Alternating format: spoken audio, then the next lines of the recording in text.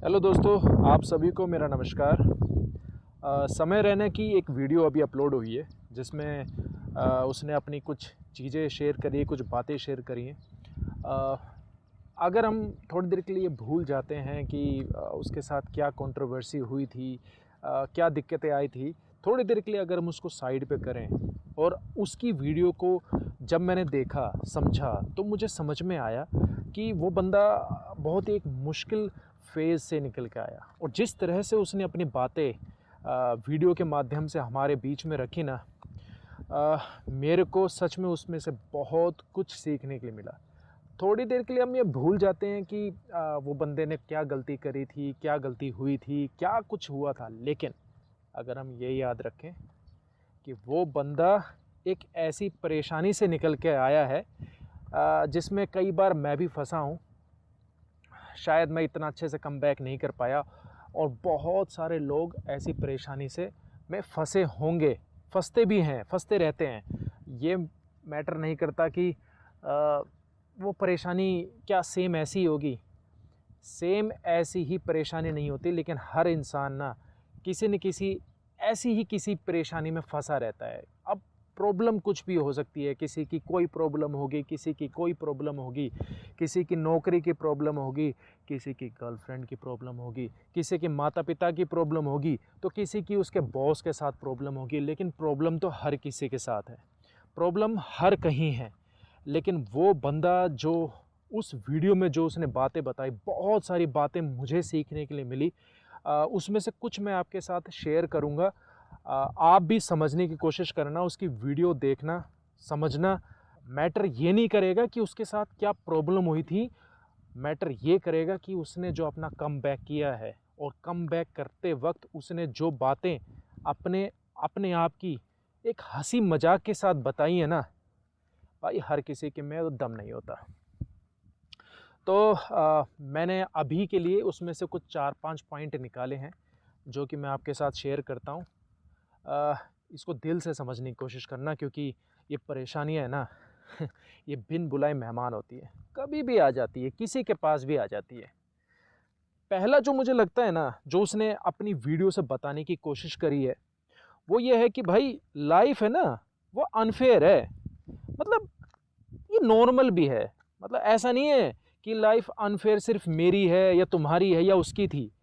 वो बोल रहा है कि भाई ये नॉर्मल बातें हैं, हर किसी के साथ होती हैं ये, ठीक है। अब हो सकता है कि आपके आसपास ऐसे बहुत सारे लोग होंगे जो कि बिना मेहनत करे ही आगे निकल गए होंगे आपसे, और बहुत सारे ऐसे लोग होंगे जो मेहनत करके भी ना पीछे रह गए होंगे। तो ये मत सोचो कि यार ये मेरे साथ ही क्यों हो रहा है ना। ये मत सोचो कि सिर्फ मैं ही क्यों, व्हाई मी। और ना ये सोचो कि अब इसके बाद मेरा क्या होगा, मत सोचो यार। ये उसने यही दिखाया है, इतना अच्छा पॉपुलर हो रहा था उसका शो, उस शो में अचानक से एक खलबली मच गई और उसका शो बंद हो गया। तो उसने ये नहीं सोचा कि वाई मी, वो मतलब जाकर अंधेरे में नहीं बैठ गया, उसने अपनी ज़िंदगी का ये आखिरी मुकाम नहीं बता दिया कि अब इसके बाद मैं क्या करूँगा। उसने कम बैक किया है। तो शायद मुझे लगता है कि हमें भी कम बैक करना चाहिए। दूसरा कि नाउ व्हाट, अब क्या होगा। ये मत सोचो कि अब क्या होगा, मतलब होगा ना। अगर कुछ करेंगे तो कुछ ना कुछ तो होगा। मैंने भी अपनी लाइफ में ना बहुत बार ऐसे फेज़ देखे हैं और मैं तो बहुत ज़्यादा स्टक रहा हूँ कई बार। लेकिन समय रैना ने जैसी अपनी बातें बताई है, अब मैं अपने को अपने मतलब अपना पास्ट देखता हूँ, आप भी देखना, तो आपको समझ में आएगा कि यार जो मेरी परेशानी थी शायद इससे छोटी थी, लेकिन मैंने रिएक्ट कुछ ज़्यादा कर दिया था, है ना। तो एक्सेप्टेंस करने की सोचो, ग्रोथ की शुरुआत करो कि जो हो गया सो हो गया। अब भाई इसमें तो कुछ हो नहीं सकता, मैं कुछ कर नहीं सकता। अब जो हो गया सो हो गया, अब क्या करना है उसके बारे में सोचो। हम अधिकतर क्या करते हैं ना कि ये क्यों हुआ, ये मेरे साथ क्यों हो गया, मैंने क्या गलती करी थी भाई, मैं तो पूरी मेहनत कर रहा था भाई। अरे भाई कर रहा था, पर तू अकेला नहीं है। मुझे ये समझ में आया कि सच में ऐसे ही चीज़ें होनी चाहिए कि मैं अकेला नहीं हूँ, ऐसे बहुत सारे लोग हैं। तो पहला है कि भाई लाइफ है ना अनफेयर है, और ये जो अनफेयर वाला मामला है ना ये नॉर्मल है। दूसरा जो मुझे उसकी वीडियो से, उसकी बातों से समझ में आया कि ये जो विक्टिम माइंडसेट है ना इसको छोड़ दो। कि मतलब कि भाई हमेशा सोचते रहेंगे कि यार ये तो मेरे साथ हुआ है और ये गलत हुआ है, मतलब मेरे साथ जो भी हो रहा है वो गलत हो रहा है, और पता है मुझे मौका नहीं मिला, नहीं तो पता नहीं मैं क्या कर देता, मुझे मौका नहीं मिला। तो आप जब तक ये सोचते रहोगे ना कि मेरे साथ गलत हुआ है, तो यानी कि आप दूसरे को अपनी गलती बता रहे हो कि इसकी वजह से हुआ है, भैंस की आंख, इसने मेरे साथ ऐसे किया, और नहीं तो मैं तो चांद पर जाने वाला आदमी था। तो ये ना मतलब ऐसा सोचने से ना आप वही सब सोचते रहोगे, ठीक है, तो स्टक हो जाओगे भाई। मैं कई बार हुआ हूँ, कई बार हुआ हूँ मैं क्या बोलूँ। बहुत बार ऐसा लगा था कि यार लाइफ है ना ख़त्म हो गई है, अभी इसके आगे कुछ नहीं। हाँ, लेकिन जब तक आप इसी चीज़ में पड़े रहोगे, यही चीज़ सोचते रहोगे, तो आपको हमेशा यही लगेगा। लेकिन जब आप ये सोचने लग जाओगे कि हाँ ठीक है, जो हुआ सो हुआ, अब क्या करना है अपने ऊपर, यानी कि अगर आप विक्टिम बनोगे ना तो भाई आप पावरलेस फील करोगे। समझना इस बात को, मैंने कई बार किया है। जब जब मैंने अपनी कोई भी हार या अपना कोई भी फेलियर दूसरों पे डाला है ना, तो उस टाइम तो मुझे ऐसा लगता है कि हाँ हाँ ठीक हुआ, मैं जो गलत हुआ हूँ या मैं जो फेल हुआ हूँ ये भाई इसकी वजह से हुआ हूँ, ठीक है कोई बात नहीं। लेकिन उसके बाद क्या फेलियर, यानी कि आपके अंदर आप पावरलेस फील करोगे अपने आप को, और मैं करता था। लेकिन जब मैंने रिस्पॉन्सिबिलिटी लेनी शुरू करी ना कि यार अब चाहे उसने गलती करी हो चाहे मेरे से हुई हो, गलत तो मेरे साथ हुआ, फेलियर मैं हुआ हूँ, तो अगर मुझे उठना है ना, अगर मुझे आगे बढ़ना है तो मुझे उसकी रिस्पॉन्सिबिलिटी लेनी पड़ेगी। और ये बात मैंने अपने इतने साल के करियर में ये चीज़ देखी है कि जब आप ये समझोगे, ये जानोगे कि ये जो भी गलतियां हुई है ये चाहे उसकी वजह से हुई हो चाहे मेरी वजह से हुई हो, लेकिन उसका नुकसान तो मुझे ही उठाना पड़ेगा। तो जब नुकसान मुझे उठाना है तो उसकी भरपाई भी मुझे ही करनी पड़ेगी, कोई और भरपाई करने के लिए नहीं आएगा। जब मैं सरकारी नौकरी की तैयारी करता था और एक बार मैं भर्ती देखने के लिए गया था, तो मैं बहुत अच्छी दौड़ की प्रैक्टिस करके गया था और मेरी दौड़ की प्रैक्टिस बहुत अच्छी थी, हाई जंप और लॉन्ग जंप भी बहुत अच्छा था। लेकिन एक मैंने क्या गलती करी कि जब मैं दौड़ करके आया ना तो मैं आकर के उकड़ू बैठ गया था, सांस लेने के लिए उकड़ू बैठ गया, ठीक है। और उसके बाद मेरा लॉन्ग जंप था, तो जब मैं लॉन्ग जंप करने के लिए गया ना तो वो उकड़ू बैठने की वजह से मेरी जो थाइज़ है वो भर गई थी, तो मेरे से हाई जंप हुआ नहीं। और मतलब मेरी हाइट बहुत अच्छी है और मैं बहुत आराम से हाई जंप कर लेता था जब मैं प्रैक्टिस करता था, लेकिन वहाँ पर मैं नहीं कर पाया। उसके बाद उस टाइम पर मुझे ऐसा लगा, क्योंकि उस्ताद ने बोला था, जहाँ वो थे उस्ताद, उन्होंने बोला कि भाई अभी थोड़ी देर के लिए रेस्ट करो 5-10-15 मिनट के लिए, उसके बाद आपका नेक्स्ट इवेंट होगा। ठीक है, मैं बैठ गया। मेरे को तो नहीं बोला था ना कि उकड़ू बैठने के लिए, कई लोग सीधे बैठे थे, कई लोग बैठे थे। अब मैं उस टाइम सोच रहा था कि अगर ये बैठाता है, बैठने के लिए नहीं बोलता ना, तो मैं खड़ा खड़ा अपने को रेस्ट कर ले तो ठीक है। इन्होंने बैठाया, इन्होंने गलती करी। बाद में समझ में आया कि उसकी कोई गलती नहीं थी भाई, गलती मेरी थी। तो ऐसे बहुत सारे इंसिडेंट है, ये तो मेरे को अभी एकदम याद आ गया तो मैंने आपको बता दिया। तो आपके साथ भी ऐसे बहुत सारे इंसिडेंट होंगे जिसमें हो सकता है कि किसी ने आपको ऐसा करने के लिए बोला हो या कोई सलाह दी हो, आपने वो मान लिया हो, लेकिन उसकी वजह से आप फेल हो गए हो। तो अब ये मत सोचो कि यार उसने कहा था तो मेरे साथ हुआ।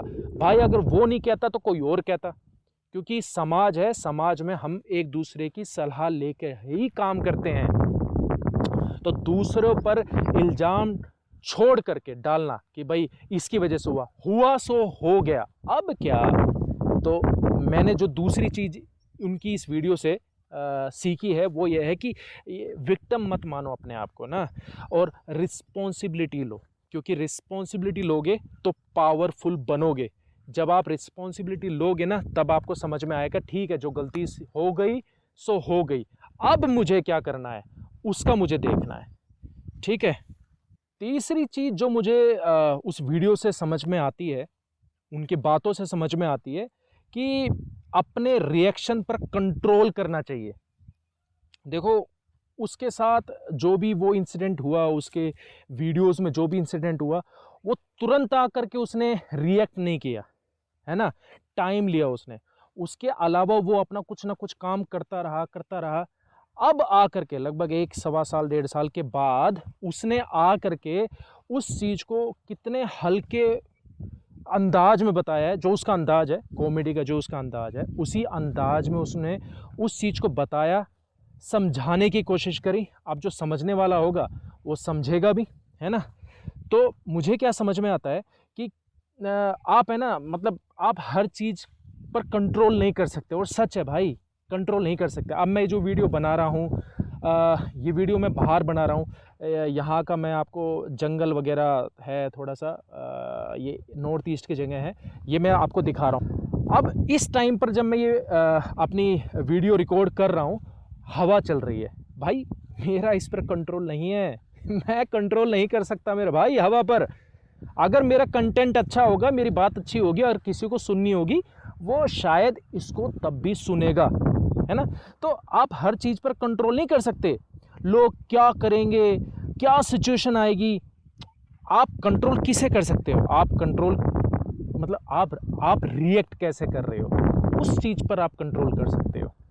घर पर भी मैंने कई बार चीज़ देखी है, जैसे मेरी वाइफ है, मेरे बच्चे हैं, मैं कई बार, गलतियाँ तो इंसान से होती हैं, मैं कई बार बहुत छोटी छोटी चीज़ों पर भी, है ना, बहुत ज़्यादा रिएक्ट कर दिया करता।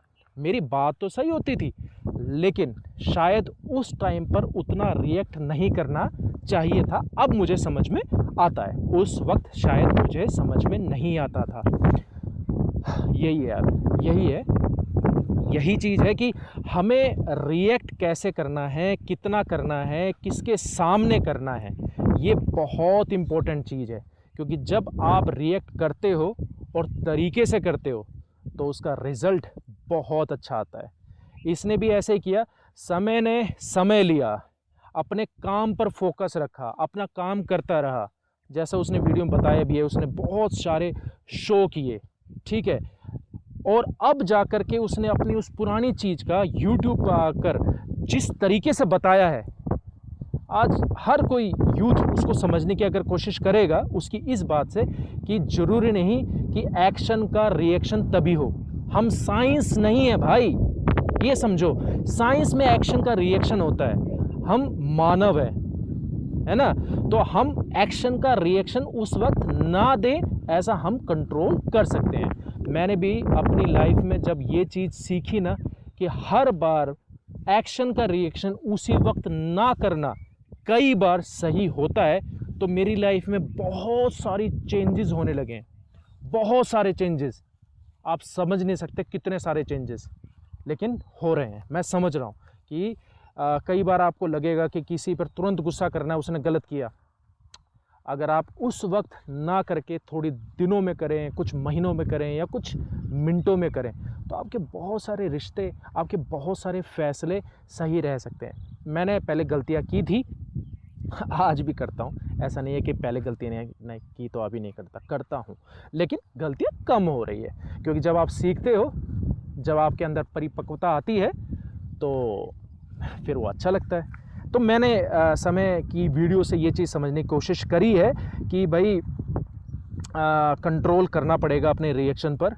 अगला जो पॉइंट है जो मुझे समझ में आया है इस वीडियो से, कि रिस्पेक्ट अर्न करनी पड़ती है। और ये ना 100% सही बात है। समय ने समय लिया, अपना काम किया, और अब जब वो आया तो सबने उसकी बात सुनी, क्योंकि उसने वो रिस्पेक्ट अर्न की, कमाई उसने रिस्पेक्ट। उसी वक्त वो भी शायद अगर लड़ता, शायद अपने आप को सही दिखाने की कोशिश करता, पता नहीं सही होता, पता नहीं ज़्यादा गलत हो जाता, नहीं पता था। लेकिन उसने उस समय जो लिया ना, उस समय लेने की वजह से रिस्पेक्ट कमाई उसने। आज उसको जो रिस्पेक्ट मिल रही है, इतने से टाइम पर इतने सारे व्यूज़ मिलना, और उसमें जो कमेंट्स आए हैं, उन कमेंट्स को अगर आप पढ़ोगे तो बहुत सारे कमेंट्स उसके लिए रिस्पेक्टफुल वाले हैं। ये रिस्पेक्ट उसने किसी के घर में जा के नहीं कमाई, अपने काम से कमाई है। और आज जिस तरह से उसने अपनी बातें रखी है ना, मैं कहता हूँ कि वो रिस्पेक्ट उसने अर्न की है। तो हमें भी अपनी लाइफ में ना रिस्पेक्ट अर्न करनी पड़ेगी, फ्री में नहीं मिलती, फ्री में नहीं मिलती रिस्पेक्ट, रिस्पेक्ट अर्न ही करनी पड़ती है भाई, फ्री में कुछ नहीं मिलता है। और जो चीज़ फ्री में मिलता है उसकी ऐसा समझो कि जो फ्री में मिल रहा है वो फ्री में नहीं है। ये मैंने देखा है, आप भी देख लेना। अगर आपको कोई पानी पिला रहा है तो वो फ्री में नहीं है, वो शायद पुण्य कमा रहा है, आपसे पुण्य कमा रहा है, आपको पानी पिला करके पुण्य कमा रहा है ना। जियो ने भी जब अपना फ्री डाटा दिया था तो आज वो कमा रहा है। तो शायद फ्री में कुछ नहीं मिलता, फ्री में सिर्फ ये प्रकृति हमें कुछ देती है। इसको भी आप कह सकते हो कि वो फ्री में शायद वो भी नहीं दे रही। अगर मेरी नज़र में मैं अगर देखूं तो वो भी फ्री में नहीं दे रही, वो चाहती है कि हम रहें। ये इकोसिस्टम जो प्रकृति ने बनाया है वो चाहते हैं, इसलिए हम ऐसा कर पा रहे हैं।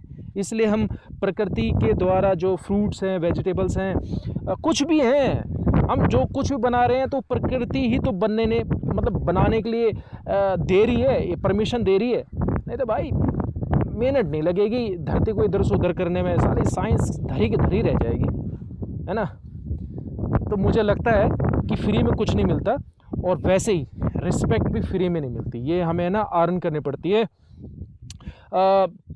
किसी की कोई पोजीशन होगी ना तो वहाँ पर वो टेम्परेरी रिस्पेक्ट मिलता है। आर्मी या कहीं पर भी आप देख लेना, किसी भी सरकारी महकमे में आप देख लेना, अगर किसी को कोई अच्छी चेयर मिली है तो उस चेयर की रिस्पेक्ट है। जैसे ही बंदा उस चेयर से उठता है वो रिस्पेक्ट तुरंत ट्रांसफ़र होकर जो उस चेयर पे बैठता है वहाँ चली जाती है। मैंने बहुत क्लोज देखा भाई, मैं बहुत क्लोजली देख रहा हूँ तो ये जो पोजीशन वाली रिस्पेक्ट है ये टेम्परेरी होती है, ये चेयर टू चेयर है ना, ये ट्रांसफ़र होती रहती है। कैरेक्टर से आती है रिस्पेक्ट, जिसे हम परमानेंट रिस्पेक्ट कहते हैं। कैरेक्टर आपका कैसा है ये डिसाइड करता है कि वो जो रिस्पेक्ट है वो चेयर जाने के बाद भी अगर वो परमानेंट आपके पास रह रही है तो वो आपका कैरेक्टर ही डिसाइड करता है। तो रिस्पेक्ट कमानी पड़ती है भाई, ये फ्री में नहीं मिलती है। और रिस्पेक्ट कमाने के लिए आपको क्या है ना, अगर आपको लंबे टाइम तक रिस्पेक्ट कमानी है ना तो आपको अपना एक जो भी आप काम कर रहे हो, जो भी आप बिहेवियर दिखा रहे हो, उसके अंदर एक कंसिस्टेंसी रखनी पड़ती है। जब वो आप कंसिस्टेंसी रखते हो अपने उस बिहेवियर में, तब जाकर आपको एक लॉन्ग टर्म रिस्पेक्ट मिलती है। मैंने ये चीज़ देखी है। आप भी अगर आप नौकरी कर रहे हो, बिजनेस कर रहे हो, तो आप देखना कि कुछ एक बंदे की रिस्पेक्ट उसके जाने के बाद भी आपके दिल में रहती है। जाने का मतलब कि वो जब आपके सामने है, अगर आपसे वो बड़ा है तो आप रिस्पेक्ट कर रहे हो शायद ज़बरदस्ती, लेकिन उस किसी बंदे के वहाँ उस जगह से जाने के बाद भी अगर आपके दिल में उसके लिए रिस्पेक्ट है तो भाई उसको आप फ्री में नहीं दे रहे हो, उसने वो रिस्पेक्ट कमाई है। तो ये मेरे को समय की जो वीडियो अपलोड हुई है उससे समझ में आई है। जिस तरह से ऑडियंस ने उसको तुरंत मतलब अपने व्यूज़ के द्वारा दिखाया है कि नहीं नहीं भाई आप ठीक थे, जो भी थे आपकी गलती, मतलब जो भी, मैं वो उस मैटर पे बात नहीं कर रहा। मैं तो ये बात कर रहा हूँ कि हाँ रिस्पेक्ट देखो कमानी पड़ती है।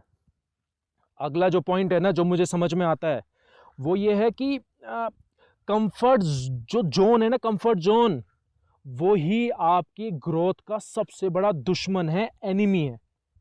और ये तो मैं बहुत ज़्यादा अपने आप से मैं समझता हूँ कि जो ये कंफर्ट जोन है ना यही मेरा सबसे बड़ा दुश्मन था, अभी भी है, अभी भी है।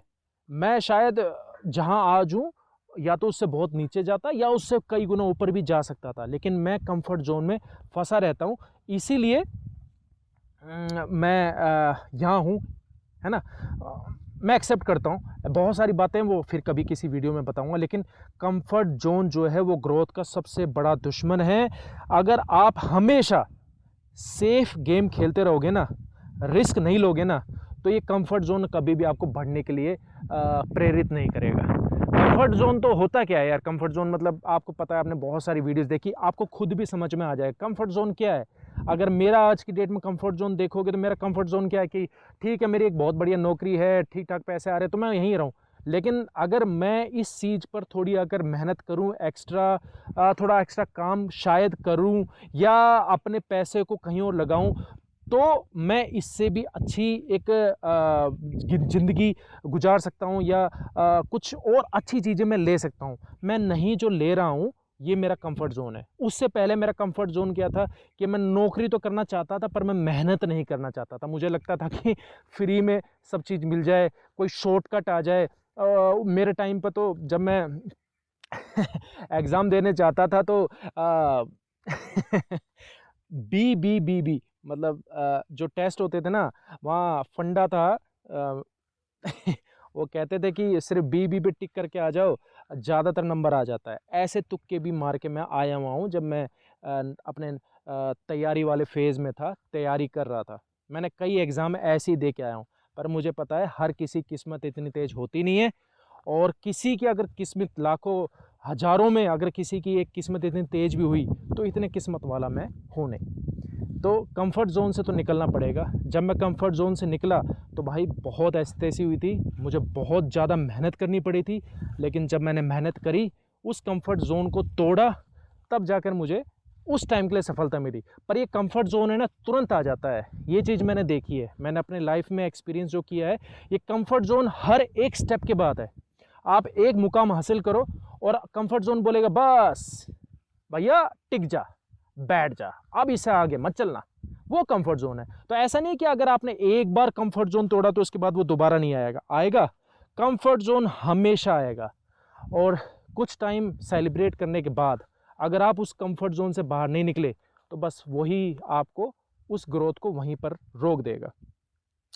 तो अगर आपको ग्रोथ करनी है, अगर आपको अपनी लाइफ में ग्रोथ चाहिए, तो आपको कंफर्ट जोन से निकलना पड़ेगा, क्योंकि ग्रोथ हमेशा डिस्कम्फर्ट में ही होती है। ये चीज़ मैंने सीखी है कि जब आप डिस्कम्फर्ट होंगे तभी आपके अंदर ग्रोथ आएगी। छोटा बच्चा जब होता है ना, तो वो चलने की कोशिश करता है, तो उस वक्त तो प्रकृति उसको सपोर्ट कर रही होती है। तो वो क्या करता है, वो उठता है, गिरता है, रोता है, फिर उठता है, गिरता है, रोता है, लेकिन आखिरकार वो अपने पैरों पर खड़ा हो जाता है उस वक्त, जिस वक्त उसको सबसे ज़्यादा ज़रूरत होती है, और उस वक्त प्रकृति उसको ऐसा करने के लिए करती है।